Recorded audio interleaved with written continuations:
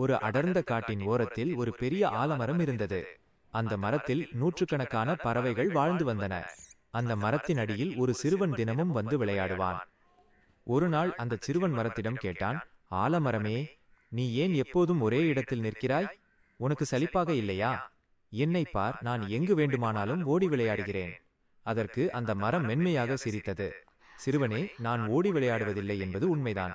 ஆனால் நான் ஓரிடத்தில் இருப்பதால் தான் என்னால் இத்தனை உயிர்களுக்கு உதவ முடிகிறது. என் கிளைகள் பறவைகளுக்கு வீடு கொடுக்கின்றன. என் நிழல் வழிப்போக்கர்களுக்கு இளைப்பாறுதல் தருகிறது. நான் வெளியிடும் காற்று நீங்கள் சுவாசிக்க உயிர் தருகிறது. என் கனிந்த பழங்கள் அணில்களுக்கு உணவு அளிக்கின்றன. சிறுவன் யோசித்து பார்த்தான். தான் இதுவரை மரத்தை ஒரு விளையாடும் பொருளாக மட்டுமே பார்த்ததை உணர்ந்தான். இயற்கை என்பது நாம் பார்ப்பதற்கு மட்டுமல்ல, நம்மை வாழ வைப்பதற்கும் தான் என்பதை அவன் புரிந்து கொண்டான். அன்று முதல் அந்த மரத்தை அவன் நண்பனாக கருதி அதை சுற்றியுள்ள செடி கொடிகளையும் காக்க உறுதி பூண்டான். நீதி: இயற்கை நமக்கு அனைத்தையும் கைமாறு கருதாமல் வழங்குகிறது. எல்லாரும் எங்க வீடியோவுக்கு லைக் போடுங்க.